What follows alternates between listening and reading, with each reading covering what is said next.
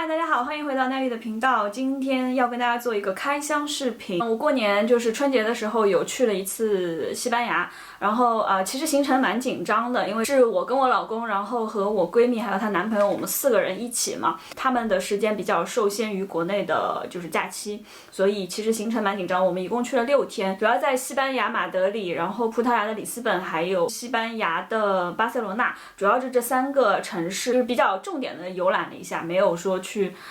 挖掘一些就是特别的地方。所以很多人其实有问我说，因为我有在微博还有我的就是微信朋友圈都有发照片嘛，然后有人问我就是说会不会考虑写游记或者写攻略啊什么的。其实我们这次的行程就没有说挖掘的这么深，所以我觉得其实蛮大陆化的一个行程，就好像没有什么很特别的可以就是说去写了分享给大家的。但是大家好像对就是旅行的拍照啊，然后就是一些穿搭呀，还有就是修图啊什么这些的，好像也都还蛮感兴趣的。我考虑就是说看是用图文的形式呢，还是用视频的形式，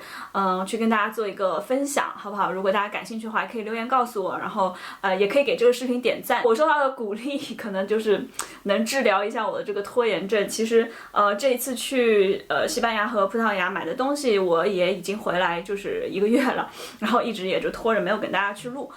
所以今天就抽空给大家录一下。先跟大家来分享一个最重量级的包包吧，就是这个也是我其实想了好久，就是我之前其实这款包我有做过它的老版，就是小版的，我有做过一个分享的视频。当时我在视频里就有说，其实我当时就很被这款包所吸引，因为我觉得它的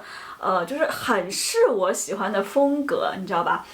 但是呢，就是当时就觉得价格很贵嘛，就有点买不下手。当然了，它其实又涨过价了，现在我买反而更贵。去之前有想好说要买这个包，但是我也知道这款包其实不好买，没有那么好买。好了，先是去了马德里，然后没有，里斯本也没有，然后最后在巴塞罗那遇到了唯一的一只。这个包其实它已经不是一个说新款了，也出了有一段时间了，蛮久了。但是它有改版，我手上的这个是新版的，尺寸有比老版的小盒子稍微再大了一点，实用性方面比原来那个稍微好一点，原来那个真的就很迷你很小。那如果感兴趣的话，我把链接放在这边，大家可以去看一下那个。总体来说，它还是一个就是观赏性大于实用性的一个包包。我真的很喜欢这个包的设计，我觉得很有就是 LV 的历史底蕴在这个里面，给大家近看一下，它真的就是做的非常精致，这个包我很喜欢。打开给大家稍微看一下。然后里面空间就这么一点了，然后它有附这个肩带的，其实是可以背起来的，背起来真的很好看，非常的帅气，然后感觉非常的，我要说我这个形容词，感觉就非常的有钱啊。当然了，我不是很有钱，但是其实追求的不是说真的要看起来很有钱。我们几个好朋友，我们很喜欢用这个形容词，其实是形容这个东西就是有一种让人觉得毫不费力的质感，就是没有说你很努力的要让它显得有质感，它就是毫不费力很随意的非常有质感，所以我们形容为看上去很有钱，这个形容词就是这样子。第二个跟大家分享一副就是 Chanel 的耳环，其实那天是陪就是我好朋友小胖啦，其实就小胖，大家如果有看过我的就是 Nelly 和 Nelly 的朋友们的视频的话，应该对小胖不陌生。然后这次就是跟小胖还有她男朋友我们一起去的西班牙，然后呢，她是想买 LV 的那个圆饼，大家都知道吧，就是圆饼那个包，就是也很限量，对不对？就基本上就不可能就是你 walk in 就能买到。然后呢，就果不其然就没有嘛，我就陪他去那个 Chanel， 也是在巴塞罗那，他想要一个就是 Chanel 的水桶包，然后当天其实我也有顺便问了什么流浪包啦 ，Coco Handle 啦，然后CF Mini 啦，然后 CF 的方胖子啦，通通没有，什么都没有。那个店员跟我要一开口，他就跟我说没有，你想要的那些爆款通通都没有。我说好吧，那没有就算了，我就放下我的工作，然后就专心的陪小胖选。然后他反正选了一个我觉得还蛮好看的水桶包，就是有一点胖胖的、圆鼓鼓的，就是很有那种蓬松感的一个包包。如果我找得到照片的话，我放在这边给大家看一下，如果你们感兴趣的话。OK， 就是为陪他买 Chanel， 然后顺便他又想再看一下 Chanel 的一些耳环啊、项链啊、配饰，然后最后他没有买了，当然我看中了一副，然后我就买了，拆开给大家看一下。我为什么会买它？我是觉得它看起来很像那种vintage 的那种耳环，打开是这样子。哦，还拿出来，傻了。是一副这样的耳环，我觉得虽然它是有一点夸张，但是又没有太夸张，因为它毕竟就是没有说很多的颜色啊，线条也还蛮干净的，但是它的就是体积是比较大一点的，然后有一点这种就是故意做的凹凸不平，然后毛毛躁躁的这种仿旧的工业风吧。可以这么形容吧，然后又有一点复古的，这个双 C 呢也不是那么的明显，感觉就是这种弧线的设计而已，我就不试了，我就这么比划给大家看一下。我其实不是一个特别喜欢戴首饰的人，我好像之前有跟大家聊过，因为我常常会忘了戴，就大家可以看我平常其实拍照啊什么的，你看我今天拍视频我又忘了，什么首饰都忘了戴，反正我就常常会忘了戴。哎呀，喝口咖啡。我这次买的就是奢侈品类的，就这2个，一个包包和一副耳环，别的就没有了。然后跟大家分享一些是比较有特色的，就是当地的纪念品之类的。我其实是一个蛮喜欢买冰箱贴的人，我不知道大家就爱不爱买冰箱贴，反正你到一个地方。就是冰箱贴好像是一个最经济实惠的一个选择，对吧？你可能买太贵的东西拿回去又没有用，它纯粹是一个摆设啊或者什么的，你什么也不买吧，又好像感觉好像白来了。所以冰箱贴是一个蛮好的选择，我相信应该很多人也蛮喜欢买冰箱贴。然后这次其实去西班牙，我觉得给我和我老公我们2个人最大的一个感受就是，高迪简直就是个天才，就是他做的那个建筑设计的建筑简直是太棒了，就是。我以前可能有见过照片，但是没有就是这么仔细的去研究一下，或者这么近距离的去观察一下他做的这些建筑的设计。但是这次看下来，我就觉得它简直就是鬼斧神工，而且它的设计就不只是说只是专注在美观，或者说只是专注在说这个东西很好看，或者说很特别，跟别人的设计不一样。它除了就是外观上面的这些特别的地方以外，它还非常的专注于这些所谓的美观所能带来的实际的功能，的确是这些建筑能够让住在里面的人有一些不一样的感受，包括它设计的那个我印象比较深刻的就设计的那个门把手，它是从各个角度你手握上去它都有一个人体工学，然后包括它设计的那个楼梯的把手，你看着是很漂亮的，像有一点像海浪啊什么的。与此同时呢，它又不只是说只是一个美观的波浪形的设计，你的手去真的握在上面的时候，你会感觉很舒服。就是我言语的形容还是不足以，就是来描绘出它设计的建筑所带给我的这种震撼的感觉。有机会的话，真的应该要去看一下，就是高迪设计的那个，就是一个是圣家族大教堂嘛，还有一个就是巴特罗还是巴什么之家，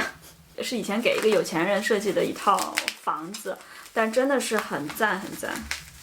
哎呦，我这个讲到现在，这个冰箱贴还没有拆开，包的简直是太好了。这个冰箱贴是在圣家族大教堂的那个礼品商店买的，给大家看一下，它是一块这样的牌子，然后上面你可以看到有数字，对不对？我们其实一开始不知道这个东西是什么意思，为什么会有这样的一个数字。然后正好有2位老太太也在看这个，然后他们看到我怎么在看，就问我们说你们知道这个东西是什么吗？我们就一脸天真的说不知道这个是什么。他们就给我们解释了一下，看它横向有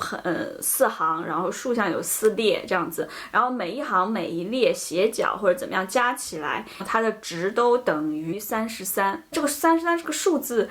代表的好像就是跟宗教里面是耶稣受难。就不好意思啊，我这个因为他们跟我讲的是英文，就我还没有完全的理解，就是好像是说33，反正是跟宗教当中的耶稣受难什么的是有关系的一个数字，就是这样子，然后就选这块冰箱贴带回来。还买了一个杯子，我觉得这个杯子我很喜欢，因为它就还蛮体现了高迪设计的这种风格的，它是一个这样的杯子。就是它的这个设计，我觉得还蛮有高迪的风范的。你这么看，它是一个这样的，有一点三角形，但是是一个又带圆弧形的三角形。你从各个角度看上去，它都有一些这样的，就是圆弧形的三角形的轮廓在这边。这上面的图案是高迪设计的几桩建筑。因为买了杯子嘛，所以就还买了一把调羹。小的条根，上面也是有这种就是有一点高迪的这种设计元素在上面的。还有2个也算是纪念品，就在那个圣家族大教堂的礼品商店买的。一本呢是讲巴塞罗那高迪的城市，然后一本呢是讲这个专门讲这个神圣家族，就是圣家族大教堂的。它里面就是真的会有很多这种，就是大家可以看。这是圣家族大教堂里面，就是又有很漂亮的图片，然后呢，它又会给你一些讲解这座城市和这个就是这个人这个建筑师给这座城市所带来的一些东西，然后它的建筑到底是一些怎么样的特点，因为我们就只是看的话，我们也是外行嘛，然后就也不太能够看得懂，但是我觉得看一下这个书，能给自己一些更加深一些理解，真的就是很喜欢嘛。它这个教堂不只是说我们看到的外观，它还讲究很多的一些实用性，就是真的是建筑学上面跟实际使用当中的一些连接。你看，包括它有这些很详细的一些讲解，这个教堂整体的回廊啊，各方面的一些设计啊，然后通风啊什么的，然后上面的一些图案到底代表什么意思啊？看一下这种书是蛮有意思的一件事情，时不时的就是可能会去翻一翻看一看啊，然后再回味一下我们在西班牙的时光。然后呢，我还买了一个香水，这个呢其实也是之前看那个叉姐的文章被她种草的，叫做欧龙这个品牌，就之前不太熟吧，就是我对香水没有这么多研究啦，就是我有时候就是想买的时候，就是会去柜台，我喜欢的品牌去柜台，然后试一下，然后喜欢什么味道就买，这样不太会提前去做功课啊什么的。就当时选了2个味道，一个是叉姐推荐的，叉姐一共推荐了2个吧，2个还是3个味道。然后首先给大家看一下包装吧，我买了这个小的，它是这个礼盒装的。3个小瓶的，然后一个是小胖的，他已经拿走了，然后我买了2个，我比较贪心。然后皮套子是送的，然后你可以自己选择刻字，我刻了我的名字 Nelly 在上面，然后黄色就是大家也知道是我的本命色了，我最喜欢的颜色。然后我买了一支是这个叫做，反了，是Paradise， 我去翻一下叉姐的那篇文章，中文名字我会打在下面。就它叫这个，然后它是味道呢是那种橘子和西柚的味道，超级清新、超级可口的味道，就是我觉得适合每一个人吧，都不会有人，就除非有人特别不喜欢橘子的味道。闻到后面它好像还有西柚的味道，味道很好闻，我很喜欢。然后这个瓶子的颜色我也给它就配这个黄色的套子。我还买了一个是柜姐说男女都比较适合的，我就想说我老公偶尔也可以用一下，就一般他不喜欢喷香水，因为他是很严重的花粉过敏的患者，颜色就很清凉的感觉。这是 Tiffany 蓝吧，也刻的字，刻的是我中文名字的 initial， 刻在这边。这个是叫什么 California， 加利福尼亚，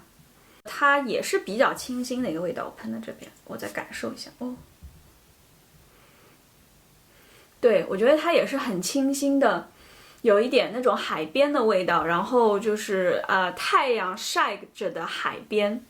的那种味道，然后给你感觉很阳光、很惬意，就是很悠闲的，就是可以躺在那边晒太阳的感觉。反正这2个味道我觉得我都还蛮喜欢的，包括他们家的这个包装我也超级爱。然后那个柜姐也很好，就有送我一些就是香水的小样，她说你可以试试我们家其他的味道，她说真的都很不错哦。然后他们的这个香水小样，你看就有点像明信片一样的，每一张都不一样，然后它里面有放一个小的，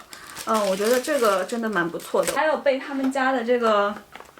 护手霜我也被他们吸引了，你知道吗？我觉得这个包装超好看的，当然小胖觉得不好看，他觉得一点也不好看，但我觉得很好看，蓝色的这种金属色。然后味道呢跟香水也是有一点类似的，像这个是西柚的味道，我拆一个给大家看一下，打开它的包装，我觉得很好看哎，不知道为什么小胖说不好看哦，它有封条。我就先不拆了，反正味道应该就是类似的，我在那边有试用过。然后我还买了一堆在这里，大家看一下是希腊的品牌 Epivita， 我之前有专门做过一个视频去分享他们家的东西，我就是其实一直在用，有用在用他们家的东西，我觉得很好用，然后也就是很纯天然。因为在英国的话，这个 Epivita 卖的还蛮贵的，我常常基本过一段时间就会去他们官网买，然后就是欧元价格，然后直接寄到我家里。然后这次去嘛，想说顺便正好补一点货，买了2个，这个是我一直在用的，长期回购的，一直在用的这个洗发水和护发素。然后它没有更大容量了，其实放在家里，我觉得这个容量真的太划算了，用一用就用完了。但是呢，如果去健身房或者是出去旅游的时候用，就是真的比较正好，所以我就补了2个这个。这个是那个 shampoo， 是我之前有用过，它比较适合我，就是oil balance， 就是我是发根会就是蛮油的，但是发梢又很干燥，所以他说这个是最适合的，头皮帮你控油，头发上面呢它还是会滋润。这个是我长期一直在用，一直回购的，这个是他们家的私处护理液，因为就是他们家是一个完全的就是 organic 的品牌，所以用他们家的这个我觉得比较放心。之前自己也做过功课，反正对他们家的这个产品的好评还是很多很多的，我基本上没有看到过差评，所以我自己是一直有在用这个。补了3个面膜，也是我长期在用的。首先这个是我之前的视频里也有给大家大力推荐过的，这个是我觉得保湿功能非常好，非常舒服，而且他们家的面膜的味道真的非常好闻，真的就是很舒服。这个敷完是能够感觉得到皮肤就是变水嫩的。这个是芦荟的面膜，它就是基本上在你皮肤可能会有敏感啊，或者比如说有时候我的脸就是这2块有时候会特别干，用这个就能很好的缓解。还有一个是我也很喜欢的，就是这2支是我在Epivita 里面最推荐的面膜，就是如果你想尝试他们家面膜的话，我非常推荐这2支。这支是 Royal Jelly， 就是也是他们家应该是比较高端一点的，就是贵一点的这个面膜。接下来你们看到的这一堆都是那个柜姐送给我的小样，她真的是非常的好客，然后就送了我一堆。这个是我老公让我一定要说的，他非要买，然后他非要让我提一下，就是这个也是我们在西班牙巴塞罗那买到的，这个它是防止穿新鞋的时候磨脚，因为我老公穿了那个 Alexander McQueen 那双银色的新的鞋子，然后就果然就磨脚嘛，就买了这个贴在这个，就它是透明的，然后贴在那个脚上就磨脚的地方，他说效果很好，让我一定要推荐给大家。最后说几件衣服吧，一件是Adidas 的一件 hoodie， 看到他们上了那个春季的新款，颜色真的非常好看，超级夏天，超级舒爽的那种颜色。然后就包括像这种薄荷的绿色啊，然后还有蓝色、水蓝色啊，然后很青春靓丽的那种嫩黄色啊，反正好多很好看的颜色。我觉得运动的心情也会变好。西班牙的国民品牌就是 Zara 还有 Mango 嘛，对吧？我在机场免税店看到有 Zara， 然后我就又进去，想说总要买一点回去吧，买了一条裙子。我觉得设计的还蛮好看的，就是半身的一个裙子，然后这边就有一个这样子很大的一个纽扣，然后黑色裙子上面有这种就是白色的缝线，我觉得还蛮好看的，有一个简单利落的轮廓，上身还蛮显瘦的。多少钱？我看一眼，29.95欧，就是30欧，30欧，38、24就200左右吧。材质呢，它是有一点像这种雪纺的，但是应该是那种化纤材质吧。还买了一双靴子，它是这种就是有点像绷带的这种弹力的面料。就这种面料呢，其实它就不像皮革，就是皮不好啊，或者说你的皮的用料不好，或者你的做工不好，就很明显质感就差很远。但是它这双我觉得真的还不错哎，因为我有买一双 Initial 的黑色嘛，我在之前的一个购物分享里面也有分享过，也是这种绷带的设计，那双黑色我很喜欢，然后它大概在人民币1700左右的价格，就当然比大牌还是便宜很多，但是比这种快消品牌的鞋子还是贵的。看到这双，我觉得它的质感真的不比那双差很远。基本上是差不多的，就真的没有说觉得说是一双很便宜的鞋子。然后你看它的鞋跟，我觉得也很好看，这个高度呢也是我可以驾驭的高度。鞋跟是有点像这种磨砂的黑色，然后有一个这样子一个小弧度，是那种就是方跟的鞋跟是方的，但是又有一点圆弧这样子。上脚一试，我觉得很惊喜，而且搭配那条就是黑色的裙子，我觉得下面穿一双红色的靴子，也真的还蛮搭的。然后我就买了这双，关键它价格才49.95欧。那就是我们按汇率按8的话，400不到人民币，我觉得300多块买一双这样的靴子还是蛮值得的。以上就是我这次在西班牙和葡萄牙旅行买的一些纪念品啊，然后买的一些奢侈品啊，还有就是快消品，在这个视频里面跟大家做一个分享。如果你也要去西班牙或者葡萄牙旅游的话呢，希望能给你一些参考。关于今天视频里面分享的这些东西，我会把品牌还有名字尽量都找到放在信息栏里面。如果我能在网上找到链接的话，我也会放进来。OK， 如果你想我的视频，就请给我点个赞。看到我更多的视频，就记得订阅我的频道。最后感谢你的收看，我们下期再见喽，拜拜。